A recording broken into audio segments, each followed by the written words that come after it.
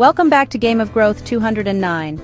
Today we're exploring the 5 main tools you use to understand everything, your senses: sight, hearing, touch, smell, and taste. These senses are your windows to the world, evolved for survival in the wild. But now, our world is less about forests and more about glowing screens. Are our senses adapting to this new reality, or are they being dulled by it? Your eyes, once tuned to spot danger in the distance, now focus on screens inches away. Your ears, once alert to subtle sounds, are bombarded by constant urban noise. We have more information than ever, but is this making our senses sharper or weaker? This journey is about understanding how our senses are changing in the modern world. Let's dive in and see if our sensory toolkit is evolving or slowly going obsolete. To understand our senses today, we need to look at their origins. Our senses are the result of millions of years of evolution, each finely tuned for survival. Forward-facing eyes gave us depth perception for hunting and gathering. Color vision helped us find ripe fruit. Sharp hearing warned us of predators. Smell and taste worked together to detect food and avoid toxins. Touch connected us to our environment, warning us of danger and strengthening social bonds. Every sensation was a vital piece of data for survival. Our ancestors lived in a world rich with natural signals, subtle, complex, and meaningful. Today, that world has changed dramatically. Our senses, built for forests and fields, now face concrete, screens, and artificial environments. The question is, can our ancient toolkit keep up, or are we losing touch with the world it was designed for? Our eyes, once scanning horizons for movement and distant shapes, were designed for a world of open spaces and shifting light. We evolved as explorers, constantly searching the landscape for food, friends, or threats, relying on our ability to see far and wide. Now, our vision is locked onto glowing rectangles just inches from our faces, enduring relentless near-point stress from screens that demand our constant attention. Hours of close-up focus, day after day, are causing a global rise in nearsightedness. Children and adults alike are developing vision problems that were once rare, as our eyes adapt to a new, screen-centered reality. We're adapting to see up close, but losing our long-distance vision. The world beyond our screens grows blurrier, both literally and figuratively, as we spend less time looking at it. The problem isn't just about distance, it's also about the quality of light. Natural sunlight, once our primary source of illumination, is now replaced by artificial glow. Our eyes evolved under the full spectrum of sunlight, but now face harsh blue light from LEDs and screens, which can be jarring and unnatural for our biology. This artificial light disrupts our sleep cycles, tricking our brains into thinking it's still daytime.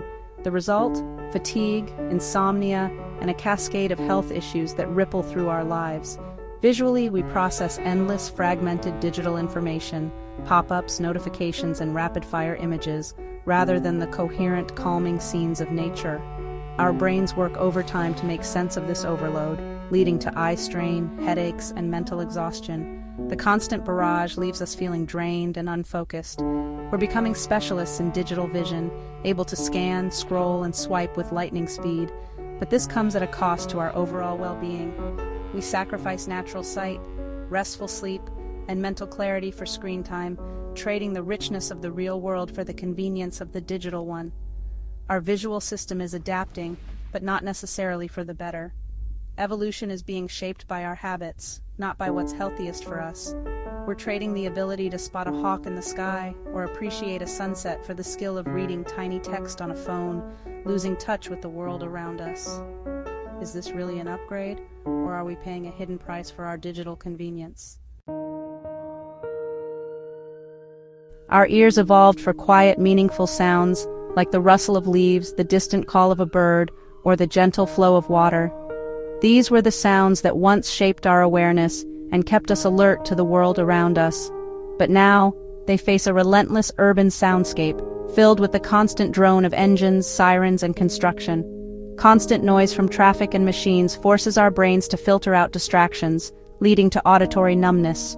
Our minds work overtime just to tune out the chaos, leaving us exhausted and less able to notice the world's subtleties. We become less sensitive to subtle sounds, like the laughter of a friend or the wind in the trees. Missing out on the richness of our environment, we lose the small joys that once brought us comfort and connection. Headphones create private sound bubbles, shielding us from the noise but also from spontaneous moments of connection. We drift further apart, each of us isolated in our own sonic world, further disconnecting us from the world and from each other. Important cues, like someone calling our name or a warning shout, are easily missed, making us less present and less safe. Our sense of touch faces a similar fate, dulled by the sameness of our surroundings. Ancestors experienced a variety of textures. Their hands learned the world through rough bark, cool water, and soft moss. Today, we mostly touch smooth screens and flat surfaces, rarely feeling the diversity of the natural world. This lack of tactile diversity can leave us feeling detached and isolated, as if we're separated from the world by an invisible barrier.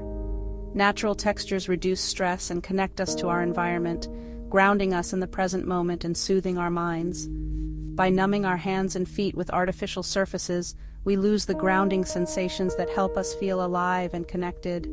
We weaken a key pathway to emotional well-being, as our brains and hearts crave real, textured contact with the world.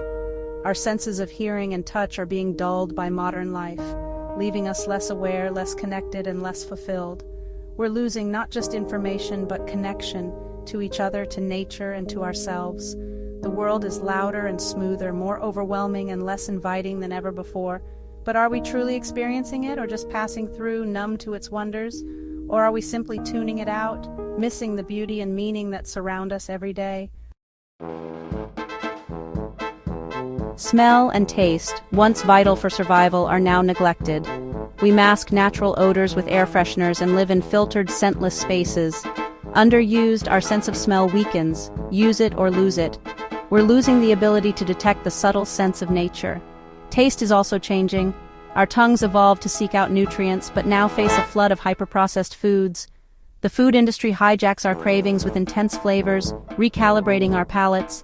Natural foods seem bland after processed snacks. We lose appreciation for subtle, complex flavors. Our chemical senses are overwhelmed and retrained by artificial environments. This affects our health and our connection to what we eat. We're trading a world of rich, organic experiences for artificial simplicity. What are we really tasting and missing? Let's compare the old world to the new. Our ancestors' senses were tuned for detection, finding faint signals in a quiet world. Survival depended on sensitivity and holistic awareness. Today, the challenge is filtration, blocking out constant, overwhelming stimulation. The danger is no longer what we miss, but what we can't escape: noise, light, junk food. We train for endurance, not sensitivity. This creates a mismatch: ancient hardware, modern overload. Our bodies are wired for subtlety but forced to cope with excess. The result: eye strain, hearing loss, sleep disorders, and disconnection. The threats have shifted from immediate to chronic. Our senses, once brilliant at survival, now struggle with modern stressors. We're not just adapting, we're mismatched, and it's taking a toll. So, are our senses evolving, failing, or perhaps doing something entirely new? It's a question that's more complex than it first appears. The truth is, our senses are shifting, adapting rapidly to the pressures of modern life, technology, and the environments we've built for ourselves. Nearsightedness and sensory filtering aren't just problems, they're forms of adaptation, helping us cope with screens, noise, and constant information. But these adaptations come with hidden costs. We're becoming specialists in artificial environments, masters of city life and digital spaces. Yet we're growing more distant from the natural world that shaped us. Our once robust, generalist toolkit is narrowing, leaving us less prepared for the unexpected and the wild.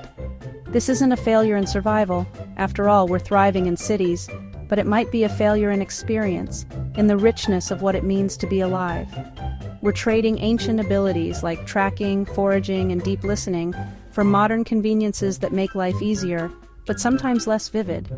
The real question is, are we even aware of these trades?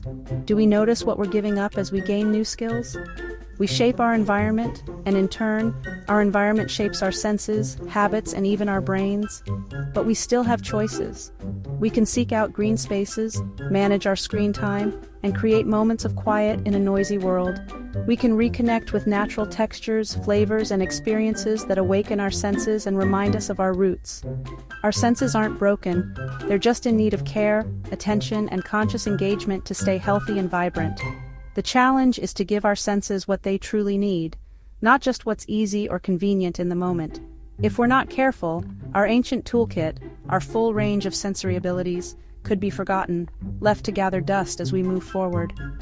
The greatest loss isn't just sensory, it's the richness, depth, and wonder of being fully human, alive to every moment. So let's choose to experience the world in all its fullness, not just survive in it, but truly live. If you enjoyed this journey, don't forget to like, subscribe, and share to our channel, Game of Growth 209. Help us grow and keep exploring the wonders of being human together.